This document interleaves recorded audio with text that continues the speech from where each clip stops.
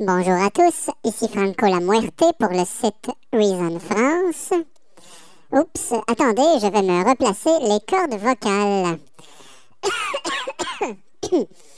Ah, voilà qui est mieux! Dans cette vidéo, je vais vous partager le résultat de ma transcription personnelle de la MIDI Implementation Chart, excusez l'accent, initialement fournie avec Reason. J'ai repensé cette charte pour qu'elle soit plus facilement accessible, plus visuelle et directe.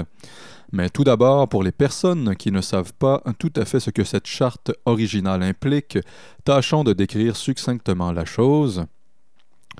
Supposons que vous êtes sur un séquenceur maître, ici Cubase, et que vous souhaitez contrôler avec un clavier maître les modules de Reason via une piste MIDI de Cubase en Rewire. Il vous faudra sans doute connaître les numéros CC des potentiomètres des modules de Reason pour arriver à vos fins. Normalement, sur Reason seul, dans un contexte hors Rewire, lorsque l'on veut contrôler une fonction précise sur un module donné avec un potentiomètre souhaité sur notre clavier maître, il suffit de suivre la procédure normale avec les assignations de substitution. Dans un contexte hors Rewire toujours, il faut cliquer à droite sur la fonction que l'on souhaite traiter. Prenons par exemple ici le rate du LFO2 du subtractor. Ensuite, il faut aller chercher la fonction « Éditer les assignations de substitution ». Ensuite, il faut cocher l'option « Apprendre depuis la surface de contrôle ». Et enfin, il suffit de tourner le potentiomètre souhaité sur notre clavier maître pour que Reason puisse détecter son mouvement et ainsi établir la connexion. Mais comme nous sommes en contexte Rewire, le MIDI est géré par l'application maître, soit ici en l'occurrence Cubase, ce qui fait que Reason ne peut détecter le mouvement de mon potentiomètre sur mon MPK88.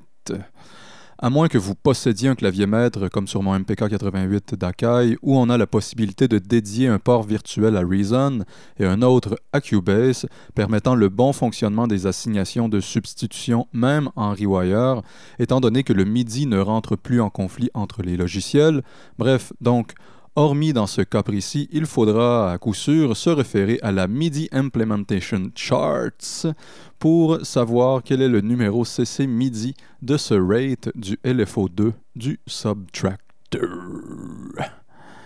Normalement, lorsque vous installez Reason, dans le dossier de la documentation, vous devriez retrouver un document PDF nommé MIDI Implementation Charts.pdf. Lorsqu'on l'ouvre, nous voyons ce tableau. Il faut zoomer beaucoup pour pouvoir le lire correctement, comme vous pouvez voir.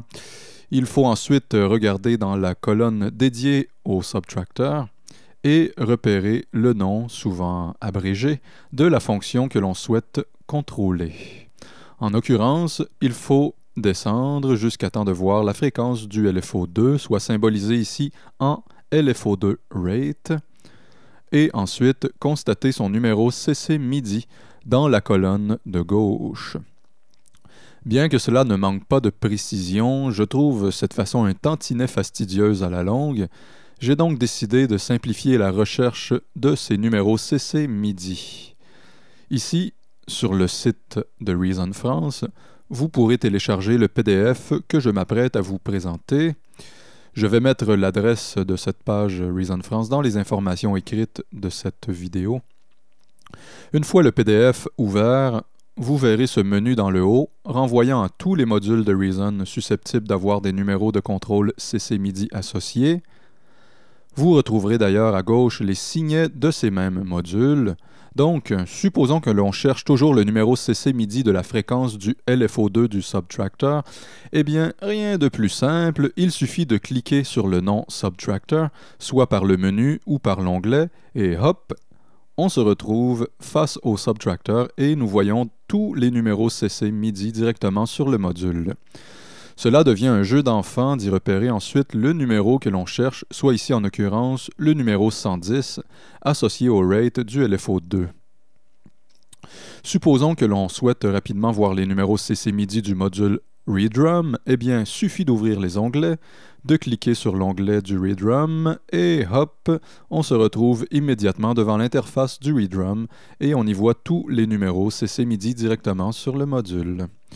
Et comme les chiffres et les lettres ont été vectorisés, nous pouvons zoomer tant que l'on veut sans pour autant perdre leur clarté.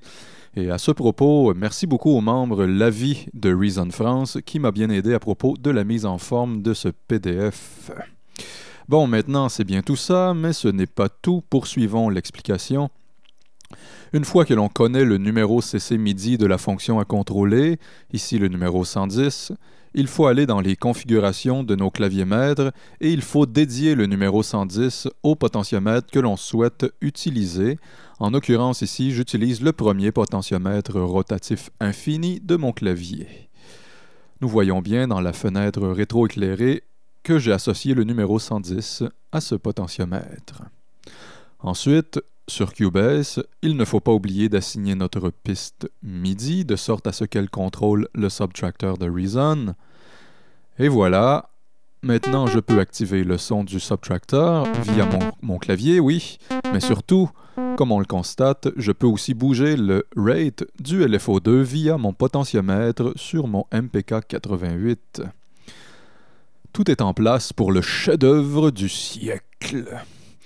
Armons la piste MIDI et lançons l'enregistrement sur Cubase et laissons aller notre inspiration.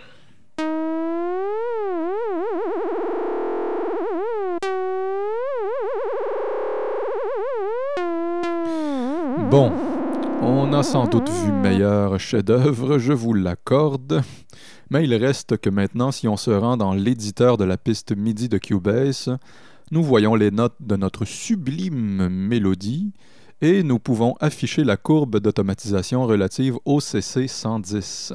CC110 qui contrôle ici la fréquence du LFO2 du subtracteur de Reason.